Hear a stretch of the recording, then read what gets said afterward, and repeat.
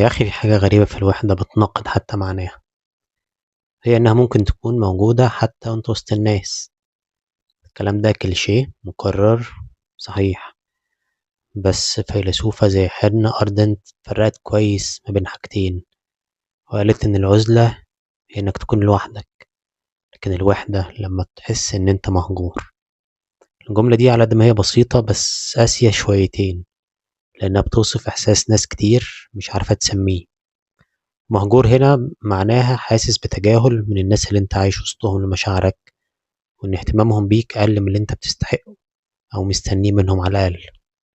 ده اللي بيخلينا أو ما نيجي نتخيل الوحدة نفكر فيها على انها اوضة فاضية بتقعد فيها لوحدك، بس الحقيقة ان هي مش كده، وان اخطر نوع من انواع الوحدة اللي بتحسه انت وسط الزحمة. وده برضه كلام مكرر، بس ده حقيقي جدا لان الانسان كائن اجتماعي بطبعه. يعني احنا تركيبتنا بتقول ان احنا محتاجين لبعض علشان سلامتنا النفسية على الاقل. فلما بنتحط في مكان مفيش فيه تواصل حقيقي مع الناس اللي عايشين معانا، الوجع بيبقى أضعف وأكبر. الوجع بيبقى مضاعف وأكبر. فاكر مرة كنت بتكلم مع صديق في موضوع الوحدة ده، لأنه يعني بيقرأ باهتمام شوية الفيلسوف الألماني الشهير نيتشه.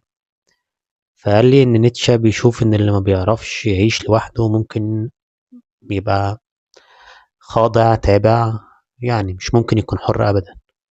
وقتها قلت له إن فهم أنا لمقولة نيتشه دي إن هي مش تمجيد للوحدة أبدا، لأن الوحدة مؤلمة، مظنش إن في حد ممكن يمجد فيها.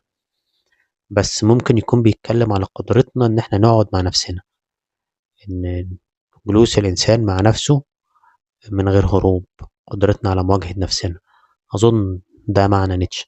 وده مثلا اللي بيقصده حد زي فيلسوف الفرنسي المعروف باسكال، لما قال إن كل شقاء البشر مصدره حاجة واحدة: عجزهم عن الجلوس هادئين في غرفة واحدة مع أنفسهم. بالظبط، قدرتك إن أنت تقعد مع نفسك دي حاجة مش سهلة. عشان كده أظن إن إحنا بنكره الصمت جدا، لأنه بيكشف حاجات جوانا ممكن نكون بنهرب منها. فنعمل إيه؟ نمسك الموبايل نقلب فيه، نشغل حاجة جنبنا، أو نرمي نفسنا في أي دوشة وخلاص. مش عشان ننبسط، لأ، علشان بس ما نسمعش الصوت اللي جوانا اللي غالبا هيضايقنا، ما بنعرفش نواجهه. لو رجعنا بقى للفرق ما بين العزلة والوحدة، العزلة ممكن تكون اختيار، لكن الوحدة صعب جدا تكون اختيارك.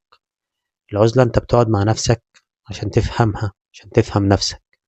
بس الوحدة انت بتقعد مع نفسك علشان انت محتاج حد يقعد معاك، مش لاقيه. ده الفرق الحقيقي ما بين الاتنين. عشان كده أخطر حاجة على الإنسان مش العزلة، الوحدة الطويلة، لأنها في الغالب تكسر إحساسنا بمعنى أغلب الحياة، أغلب الحاجات اللي بنعيشها في حياتنا.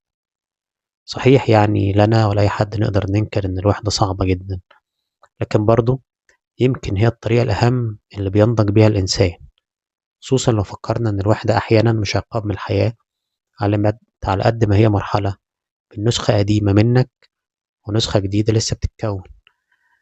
فترة النضج تحتاج إن أنت تقعد لوحدك، اللي هي العزلة، لكن كمان لما الوحدة بتتفرض عليك بتساعدك أكتر وأسرع وبطريقة أفضل للنضج ده.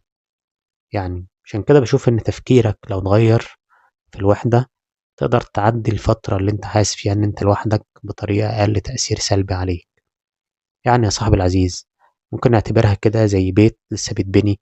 أي حد هيشوفه هيقول بيت فاضي مفيش فيه حياة، بس الحقيقة إن البيت ده بينجهز عشان لما يتملي ما يتمليش بأي حد وخلاص.